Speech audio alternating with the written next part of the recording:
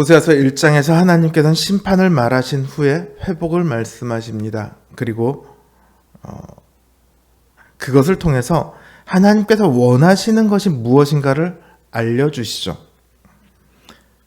이제 다시 심판에 대한 이야기가 나옵니다. 회복시킨 다음에 다시 심판의 이야기가 나온다고 해서 회복시킨 후에 다시 심판하시겠다 이런 말씀은 아니에요.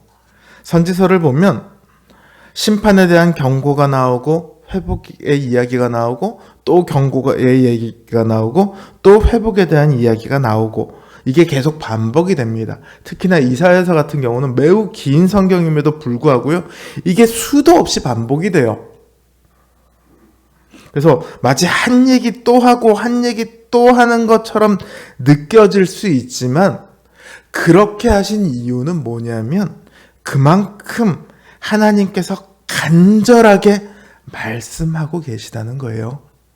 마치 타락한 아들을 그 잘못을 고치기 위해서 부모가 때로는 엄히 꾸짖었다가 때로는 타이르기도 했다가 또 얼러도 받다가 다시 꾸짖어도 받다가 이걸 계속해서 하는 것처럼 하나님께서는 계속 그렇게 간절하게 그들에게 말씀하십니다.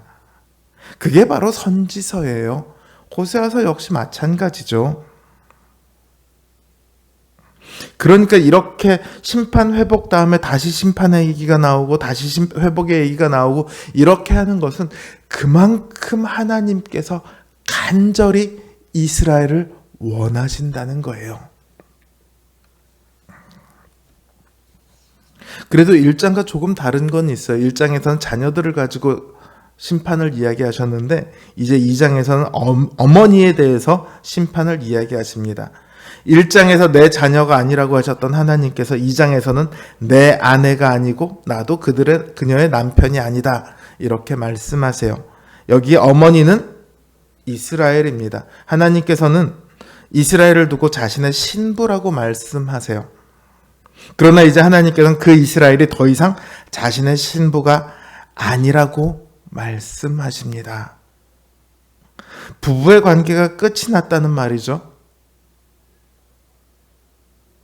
그런데 하나님께서 정말 원하시는 것이 뭐라고요? 이혼하는 게 원하시는 거예요? 아니요. 이스라엘이 다시 돌아오는 것을 원하시죠. 그래서 하나님께서 말씀하세요. 너희 가운데서 음란을 제하고 음행을 제하라.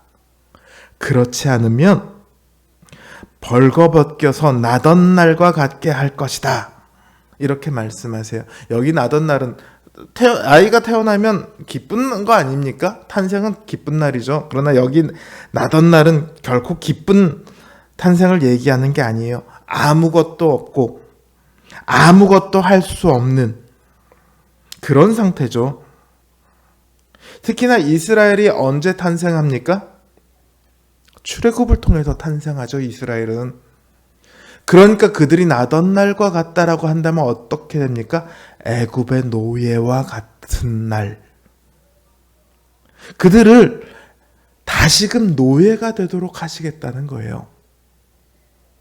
뿐만 아니라 그들에게 주신 이 땅도 황무지같이 되게 할 거래요. 식물도 동물도 사람도 살 수 없는 마른 땅같이 되게 하리라. 이렇게 말씀하세요. 여러분들 창세기에서 야곱이 베델이라고 이름을 지었잖아요. 하나님의 집이라고 이름을 지었잖아요. 그 이름의 원래 의미가 뭡니까? 원래 이름이 뭡니까? 황무지였어요. 황폐한 곳이었어요. 그 황폐한 곳을 하나님의 집으로 만들어 주셨잖아요. 이제 하나님의 집이나 다름없는 이스라엘이 다시금 황무지가 됩니다. 그 땅에 있는 이들은 더 이상 살 수 없는 목말라 죽게 되는 그런 땅이 돼요. 그들은 살아있어도 살아있는 게 아니게 되겠죠. 그러니까 하나님께서는 북이스라엘에도 이스라엘에게 주셨던 땅도 다 없던 것으로 만드시겠다. 이러고 계시는 거죠. 이게 가혹한 일입니까? 아니에요. 하나님이 그들을 버린 게 아니라 그들이 먼저 하나님을 버렸기 때문이에요. 그들은 그들에게 풍요함을 주는 것이 다른 신들이라고 믿었습니다. 우리가 잘 알고 있는 바알 있잖아요. 이 바알이요, 다산의 상징, 풍요를 주는 신이에요. 그래서 이스라엘은 이들에게 찾아가서 자신들의 풍요를 빕니다. 이들이 살고 있는 지금 가나안 땅이요, 원래 바알을 섬기던 땅이잖아요. 그런데 하나님께서 그 바알을 섬기던 이들을 다 내쫓고 그 땅의 왕이 되십니다. 그리고 그 땅을 그들의 백성인 이스라엘에게 주셨죠. 그리고 하나님께서는 그 일을 통해서 누가 진짜 살아있는 신인지, 누가 전능하신 신인지를 보여주셨어요. 그리고 그 땅에 이른 비와 늦은 비를 내리게 하셔서 1년에 2차례 농사가 가능하게 하십니다. 그들은 이 땅이요, 사실은 산지예요. 평야라고 해봤자 이스라엘 평야 고기밖에 없어요. 그러니까 이 이른 비와 늦은 비 2차례 비가 내리지 않으면 그들은 제대로 먹고 살 수가 없어요. 그런데 이제 이스라엘 백성이 다른 신을 찾아서, 풍요를 찾아서 다른 신을 섬깁니다. 왜 그렇습니까? 이른 비와 늦은 비가 제대로 안 내렸기 때문일까요? 혹시 그들이 하나님 앞에 순종하지 않아서 하나님께서 그 비를 안 내려주셔서 비가 안 내리네, 그럼 다른 신 찾아가야지, 이러고 찾아간다나요? 그게 아니에요. 지금 이 호세아 선지자가 말하고 있는 여로보암 2세 때는 북이스라엘의 역사상 가장 강성하고 풍요로운 때입니다. 먹을 게 넘쳐나던 때예요. 그러니까 먹을 게 없어서 다른 신을 찾아간 게 아니에요. 그럼 뭐예요? 더 많은 것을 찾아서 다른 신을 찾아갑니다. 우리 70년대, 80년대 제대로 먹을 것도 없고 그러던 때에 사람들이 정말 열심히 간절히 하나님을 섬겼습니다. 그때는 정말 교회 십자가만 꽂으면 교회가 부흥한다고 하던 그런 시기였어요. 그런데 정작 나라가 어느 정도 풍요로워지기 시작하고 나서 교회가 찾아오는 사람이 점점 줄어듭니다. 왜 그렇습니까? 교회가 잘못했고 이런 것을 떠나서요, 풍요로움이 오히려 그들을 하나님이 아닌 다른 곳으로 이끌어가요. 여기 있는 거, 이거 금이 너무 좋아, 여기 있는 돈이 너무 좋아, 난 이 돈이랑 살래, 이런 식이 돼버리는 거죠. 이스라엘도 그렇게 했던 거예요.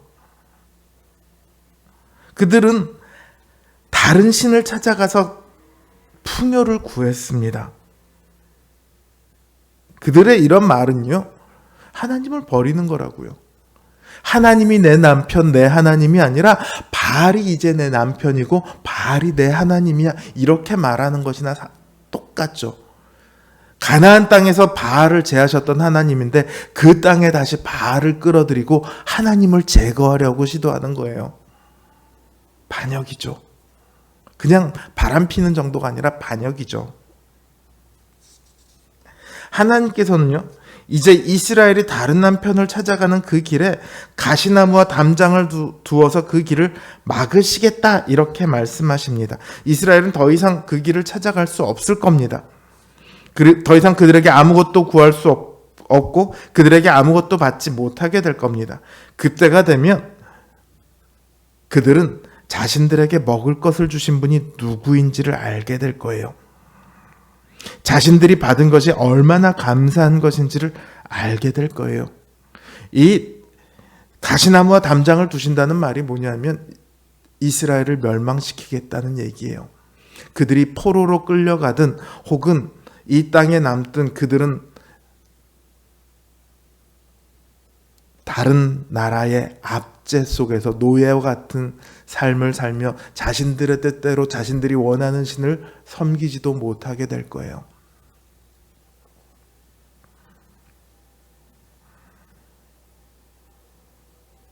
하나님께서는 그 일을 행하시겠다는 거예요. 이스라엘의 멸망에 대한 예고이죠.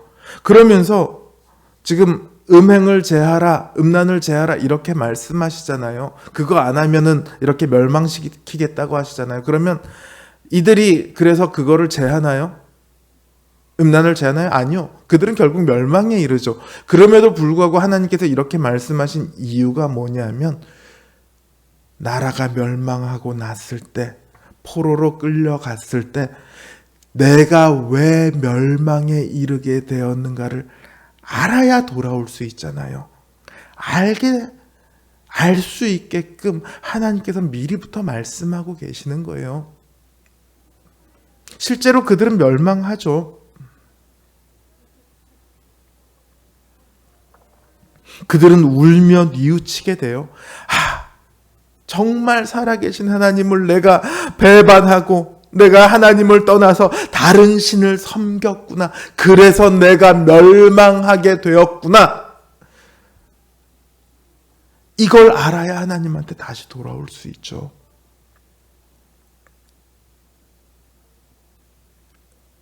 돌아선다는 것은요, 하나님께로 다시 돌아선다는 것은요, 하나님 제가 음란함을 지었습니다. 저를 용서해 주십시오. 이게 아니에요. 하나님 제가 하나님보다 돈을 더 사랑했습니다. 저를 용서해 주십시오. 이게 아니에요.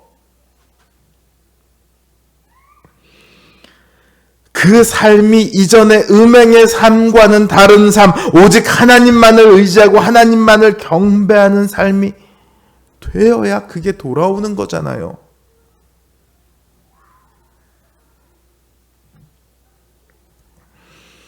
그래서 우리는 늘 기도해야 합니다. 우리를 유혹하는 게 얼마나 많습니까?